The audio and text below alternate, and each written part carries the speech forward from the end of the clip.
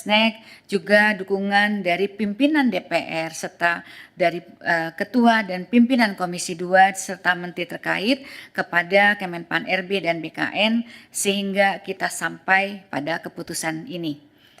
Agar keputusan ini bisa dipahami, Bapak dan Ibu sekalian, kami ingin menyampaikan beberapa hal termasuk kronologi di awal. Sedari awal, pemerintah melalui Kementerian Pan-RB dan BKN melakukan penyesuaian pengangkatan untuk memastikan dampak positif dan manfaat jelas bagi pelayanan masyarakat serta melindungi CASN dari berbagai resiko yang ditemui di lapangan yang dapat menyebabkan pengangkatan CASN tidak optimal. Antara lain, pertama, tanggal waktu mulai bekerja atau SPMT, surat perintah melaksanakan tugas yang dikeluarkan oleh instansi masing-masing seringkali lebih lama dari tanggal pengangkatan atau dari TMT, lebih lama daripada TMT dengan penetapan tanggal yang berbeda. TMT dilakukan dengan penetapan tanggal yang berbeda sehingga CASN harus menunggu dari mulai diangkat sampai mulai bekerja seperti pernah terjadi pada beberapa kali sebelumnya. Yang kedua adalah adanya ketidaksesuaian formasi yang diusulkan oleh kementerian, lembaga, dan pemerintah daerah dengan kualifikasi tenaga non-ASN yang terdaftar di database BKN, sehingga yang bersangkutan berpotensi tidak dapat masuk atau masuk formasi yang tidak tepat dan menghadapi kesulitan di dalam bekerja yang sementara ditangani melalui kebijakan seleksi tahap 2 termasuk penambahan waktu pendaftaran. Yang ketiga adalah saat ini Bapak dan Ibu sekalian baru saja terjadi perubahan organisasi kabinet dan adanya kepala daerah yang baru, tentunya ini akan memunculkan kebutuhan penyesuaian penempatan pegawai yang perlu dilakukan oleh masing-masing kementerian dan lembaga serta Pemda. Untuk itu perlu memastikan CASN mendapatkan pekerjaan yang tepat sesuai dengan kemampuan dan kualifikasinya. Kemudian yang terakhir ini yang juga kita hadapi bahwa ada sejumlah kementerian, lembaga, dan pemerintah daerah yang hingga saat ini masih terdapat sekitar 213 instansi yang mengusulkan penundaan pengangkatan dengan berbagai alasan dan kebutuhan. Oleh karena itu, sejak awal pemerintah telah mengambil kebijakan penyesuaian pengangkatan untuk memastikan dampak positif dan manfaat jelas bagi masyarakat serta melindungi CASN dengan menata secara komprehensif proses dan kesiapan di lapangan agar TMT dan SMPT sama formasi tepat dengan kualifikasi penempatan yang sesuai dengan dan adil dan kementerian, lembaga, serta Pemda lebih siap. Analisis dan koordinasi awal menunjukkan bahwa instansi bisa siap di waktu yang telah disepakati yang lalu. CPNS di Oktober 2025, P3K di Maret 2026.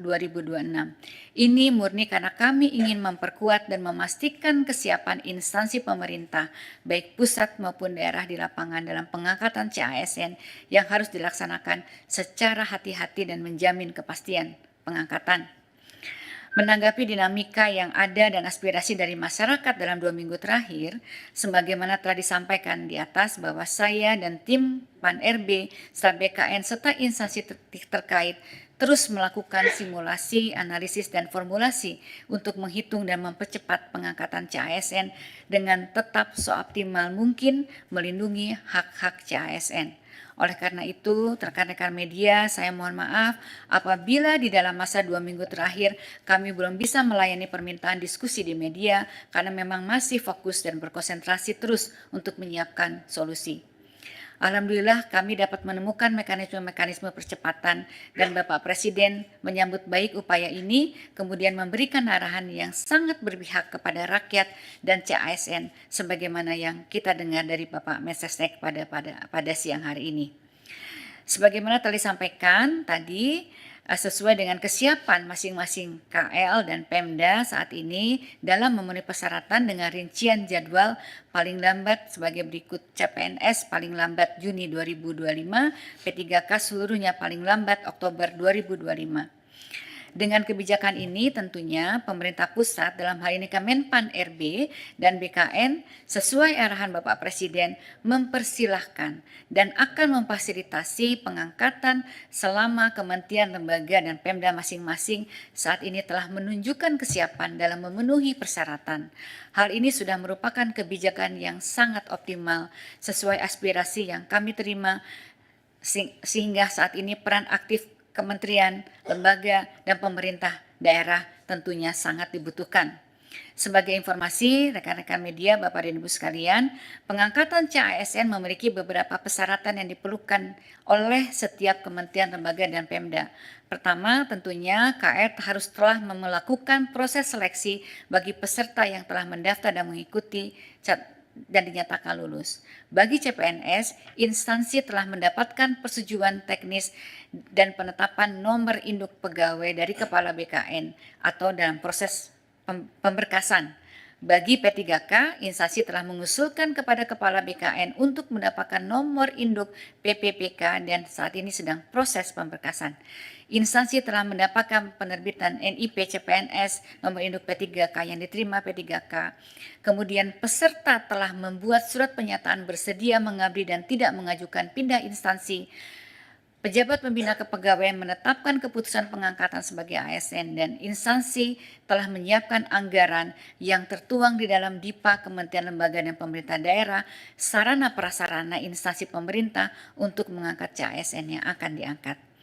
Sesuai dengan arahan Bapak Presiden, dengan pengumuman ini, seluruh kementerian, lembaga, dan Pemda perlu segera menindaklanjuti kebijakan ini dengan menyusun perencanaan pengangkatan CASN secara melalui simulasi dan analisis dengan mempertimbangkan kesiapan masing-masing dalam pemenuhan persyaratan yang telah kami sebutkan.